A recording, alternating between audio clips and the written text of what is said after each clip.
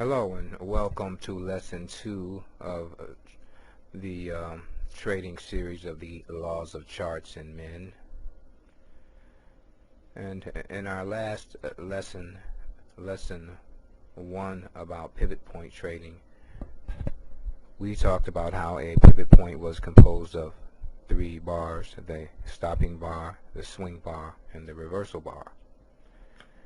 And we identified our reversal bar as the bar that closed above the high price of the swing bar, and the swing bar is the bar that made the lowest low price from the prior downswing. And we talked about how bar 1 was called the stopping bar, and that, let me add that the stopping bar is like putting on the brakes.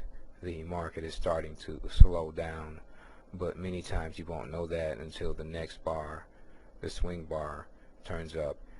Because even when we look at this swing bar, just this bar alone is a bullish bar, so that tells you that this bar here stopped or slowed down the fall, and this bar started to begin to swing it back up, but not a confirmed reversal upwards yet.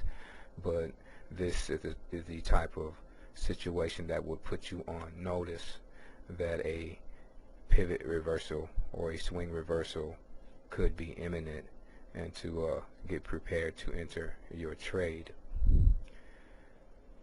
Now, at the point where we have our reversal or pivot bar formed, that is a clear signal for us to enter the market on the long side, meaning that it's time for us to consider putting in our buy orders. But the question then becomes, where do we want to enter the market? And that's where our ability to absorb risk comes in.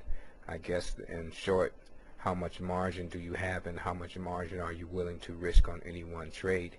Because your stop level in this situation is clear, and it is usually a high probability stop level, meaning that your stop is not likely to get hit and then have market just turn around and go back up on you. And the stop level is going to be the low price of the swing bar. If price should fall, and especially fall and close below the low of the swing bar, then the probability is high that the market will continue downward.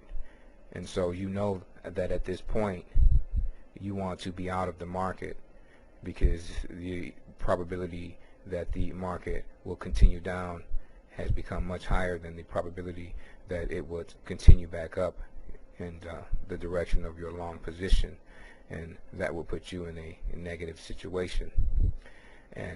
But the thing is, you know for certain, or with reasonable probability, that this will be the swing point. Then you know this will be the range of your stop, and so it would be the range of the low. And we could talk about numbers and things like that, but numbers don't matter. Calculations do not matter. It's what the bars do, and then you just draw your lines, and your lines will tell you whatever the numbers are. See, the markets are real. They flow.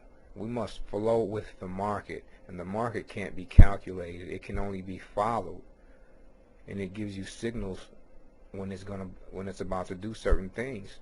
With high probability, you can predict at these moments, maybe not at all moments, but at these particular moments, you can predict with a high probability what price is most likely to do within the next sequence of 2 to 3 bars, or sometimes more.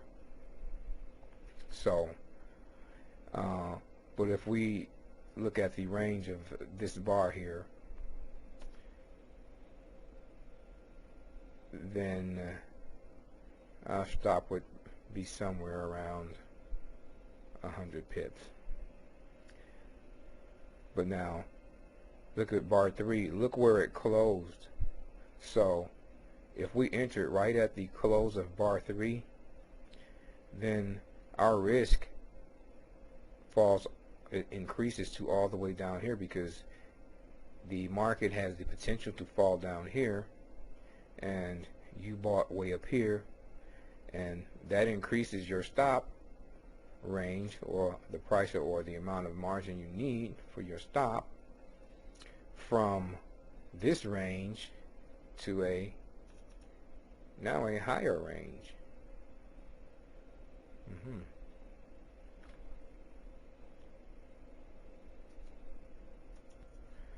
But I'm running out of time, so this will be the end of lesson number 2 on trading pivot points, and we'll pick up where we left off in lesson number 3.